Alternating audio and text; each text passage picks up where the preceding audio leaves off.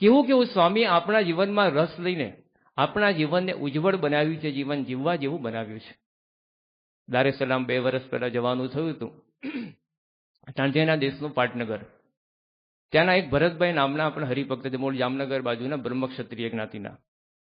એ પહેલા એનું જીવન એટલે કદાચ એવું કહી શકાય કે ટાંઝાનિયા દેશનો એક ગુજરાતી આતંકવાદી.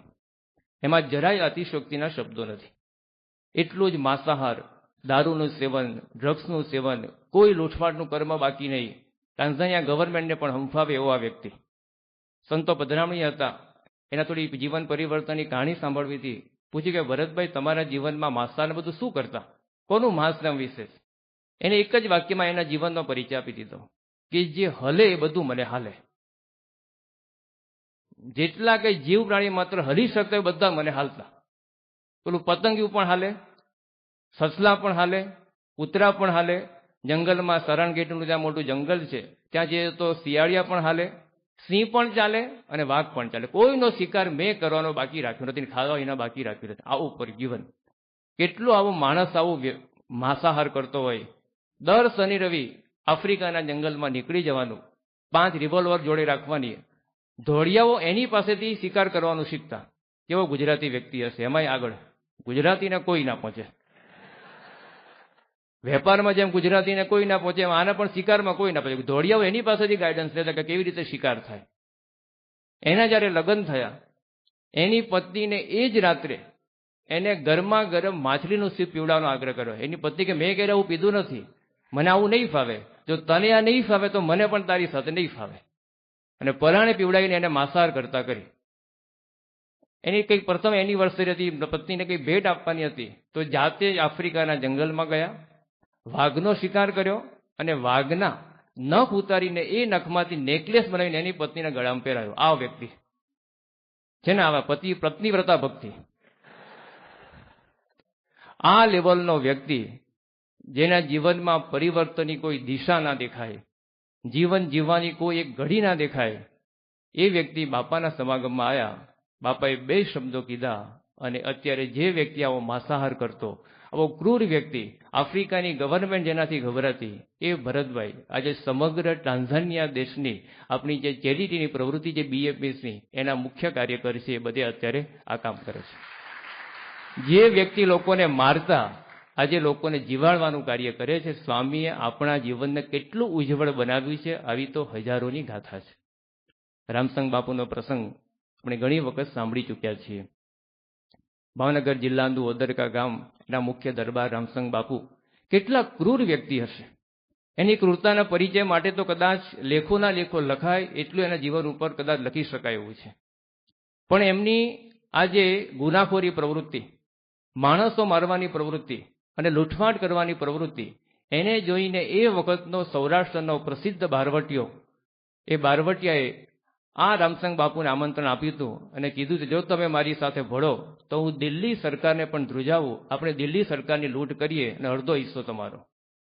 આવો વ્યક્તિ જેને સામેથી લોકો બારવટિયાનું આમંત્રણ આપે, એ રામસંગ બાપુ પોતે કહેતા, તમે તો રાવણ અને કંસના ભાઈઓ જ હતા, પણ પ્રમુખ સ્વામી અમારા જીવનમાં રસ લીધો, આજે અમને મુક્તાત્મા બનાવી દીધા, ક્યાં જીવન જીવતા કરી દીધા. જે વ્યક્તિના હાથમાં તલવારો હતી, જે વ્યક્તિના હાથમાં બંદૂકો હતી, અને એ રામસંગ બાપુ એક મુક્તાત્મા બની ગયા. સંતો છેલ્લે એમના જીવનમાં બધાએ જોયું હતું, લોકોને અનુભવતી છે કે ખરેખર આ વ્યક્તિ, આવો ક્રૂર વ્યક્તિ, એને પણ પ્રમુખ સ્વામી મહારાજે વાલિયામાંથી વાલ્મીકી બનાવી દીધો. આવા કેટલાય લોકોના પરિવર્તનની ગાથાઓ આપણા જીવનની અંદર દેખાય છે. સ્વામી આપણા જીવનમાં રસ લઈને આપણા જીવનને કેટલું જીવવા જેવું બનાવ્યું છે, કેટલું ઉજ્જવળ જીવન કર્યું છે. 1990 સાલમાં સ્વામી બેંગ્લોરમાં હતા. અરવિંદ દવે નામનો યુવાન સ્વામીને મળવા માટે આવ્યો. એ રોજની 12 પેકેટ સિગારેટ પીતો હતો. તો રોજની 12 પેકેટ સિગારેટ, એટલા જ બધા ડ્રગ્સના વ્યસન. સ્વામી પાસે એમ સહજ મુલાકાતમાં આવ્યો. આજુબાજુના સંતો ખસી ગયા, કારણ કે એના મોઢામાંથી એટલી સિગારેટના ધુમાડાની દુર્ગંધ મારતી હતી. પણ છતાં સ્વામીની સામે ઉભો રહ્યો. સ્વામી એને સહન કર્યો. એ બોલે, શબ્દો બોલે અને એની સિગારેટના ધુમાડાની ગંધ બહાર નીકળે. વ્યક્તિ સતત ચેન રિએક્શનમાં જ રહેતો, સતત એનો બંધાણી. સ્વામીએ માત્ર 2 વાક્યો કીધા કે હવે હું તને કંઠી બાંધીએ છીએ, ભગવાનનો આશરો કરીએ છીએ, તો વ્યસન મૂકી દેવા અને આ માળા રોજ 5 સ્વામિનારાયણની માળા ફેરવજો.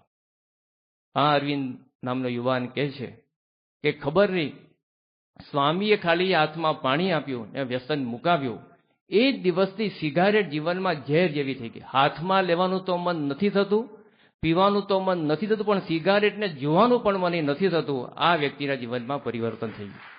એને આગળ વાત કરી કે મારી આ સિગરેટની આદત છોડાવવા માટે મારા માતા પિતા, મારા મિત્રો, મારા સમગ્ર કુટુંબીજનોએ આકાશ પાતાળ એક કર્યા હતા, પણ મારી આ સિગારેટ છૂટતી નહોતી.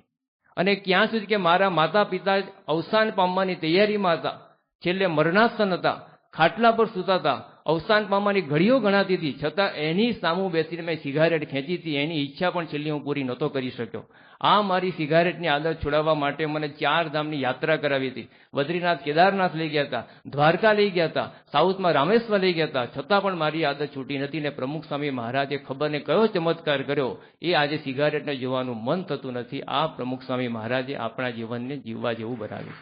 આવા એક નહીં, આવા હજારો યુવાનોની દાસ્તાન છે, હજારો માણસોની દાસ્તાન છે. સ્વામી આપણા જીવનમાં ક્યાં સુધી આના માટે રસ લીધો છે. 1987ની સાલમાં સ્વામી અમદાવાદમાં હતા, ત્યાંથી મુંબઈ જવાના હતા. અમદાવાદનો 25 વર્ષનો યુવાન, એ એટલો બધો ડ્રગ્સની અંદર ફસાયો હતો, હેરોઇનની આ બધી હેરાફેરી કરતો, અને સ્વામીને ખબર પડી કે સત્સંગી યુવાન આવું કામ કરે છે. એના બાપા દ્રઢ સત્સંગી, છોકરાને થોડો સત્સંગ ઓછો. સ્વામી એને બોલાયો, કલાક સુધી સમજાયો કે આ ધંધો ખોટો છે, આમાં જીવનનો બગાડ છે, અને થોડુંક એને ચાલ્યું. સ્વામીએ સતત 2 વર્ષ સુધી વારંવાર બોલાવીને એના જીવનમાંથી ડ્રગ્સ છોડાયું. 1989ની સાલમાં ડ્રગ્સ તો છૂટ્યું, પણ અફીણનો બંધાણી થયો. સ્વામીને ખબર પડી, અમદાવાદ બાપા હતા, ત્યાં બોલાયો, અડધો કલાક બેસાડ્યો કે આ અફીણ મૂકી દે, પણ એનાથી અફીણ છૂટે નહીં. સ્વામી ત્યાંથી સારંગપુર જવાના, સારંગપુર એને સાથે લીધો. સારંગપુરમાં જઈને પોતાના ઉતારાની આજુબાજુમાં જ રાખ્યો. 1-2 હરિભક્તોને દેખરેખમાં મૂકે, કાંઈ અફીણ ના લઈ આવે, અને અફીણ એને લઈ ના શકે એવી વ્યવસ્થા કરાવી.